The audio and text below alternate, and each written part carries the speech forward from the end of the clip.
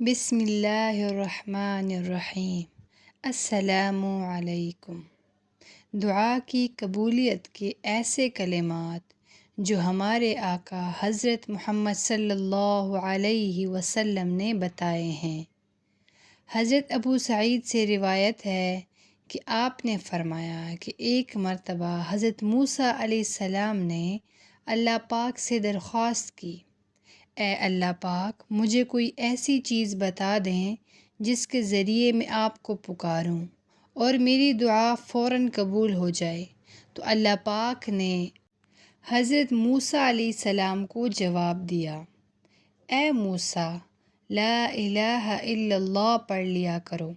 حضرت موسیٰ نے کہا، یا اللہ، اس کلمے کو تو تیرے سارے بندے ہی پڑھتے ہیں، میں تجھ سے ایسی چیز مانگتا ہوں جو صرف میں ہی ادا کروں۔ اللہ پاک نے جواب دیا، اے موسیٰ، تم لا الہ الا اللہ کو معمولی مت سمجھو۔ اگر 7 آسمان اور 7 زمین کو ایک پلڑے میں رکھ دیا جائے اور دوسرے پلڑے میں لا الہ الا اللہ رکھ دیا جائے تو لا الہ الا اللہ کا پلڑا زیادہ بھاری ہوگا۔ وہ کون سے کلمات تھے جو اللہ پاک نے حضرت موسیٰ علیہ السلام کو قبولیت دعا کے لیے بتائے تھے؟ اس کی برکت سے حضرت موسیٰ جو بھی دعا کرتے وہ فوراً قبول ہوتی۔ حضرت حسن بصری فرماتے ہیں کہ میں نے ایک مرتبہ عبداللہ بن سلام سے ملاقات کی اور کہا کہ میں آپ کو ایک ایسی حدیث سناؤں جو میں نے آپ صلی اللہ علیہ وسلم سے خود کئی مرتبہ سنی ہے؟ تو انہوں نے کہا، ضرور، آپ مجھے ضرور بتائیں۔ جب انہوں نے یہ کلمات سنے تو پکار اٹھے کہ خدا کی قسم، میرے ماں باپ نبی پاک صلی اللہ علیہ وسلم پر قربان ہو جائیں، یہ تو وہ کلمات ہیں جو اللہ پاک نے حضرت موسیٰ علیہ السلام کو عطا کیے تھے۔ وہ روزانہ ان کلمات کو 7 مرتبہ پڑھا کرتے تھے اور 7 مرتبہ پڑھنے کے بعد وہ اللہ پاک سے جو بھی دعا کرتے تو اللہ پاک ان کی دعا کو قبول فرماتے۔ جو بھی شخص ان کلمات کو صبح شام پڑھ لے گا اور پڑھنے کے بعد جو بھی جائز دعا مانگے گا، اللہ پاک اس کی دعا کو انشاءاللہ ضرور قبول کریں گے۔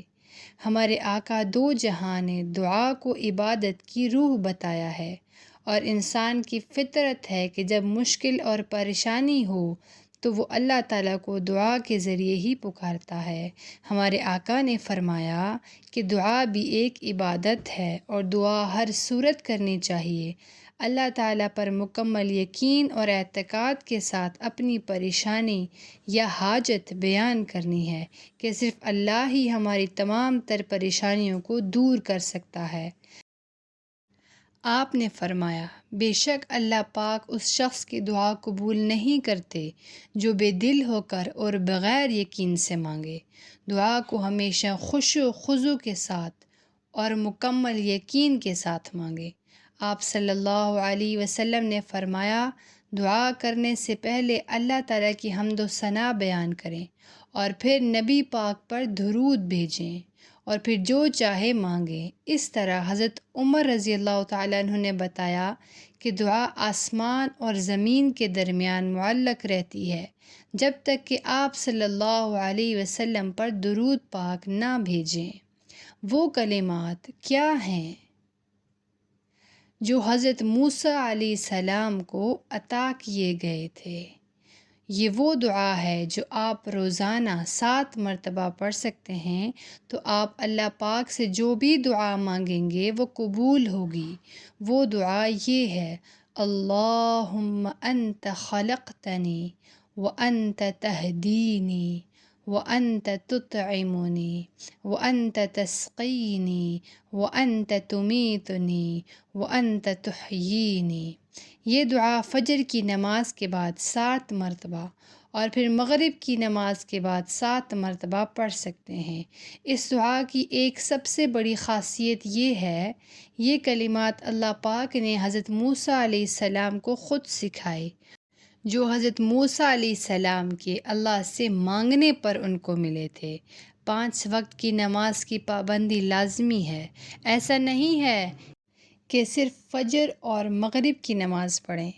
ان کے ساتھ ایک تسبیح یعنی 100 دانے لا الہ الا اللہ کی پڑھنی ہے، کیونکہ یہ وہ الفاظ ہیں جو ایک پلڑے میں رکھ دیے جائیں اور دوسرے پلڑے میں 7 زمین اور 7 آسمانوں کو رکھ دیا جائے تو لا الہ الا اللہ کا پلڑا بھاری ہوگا۔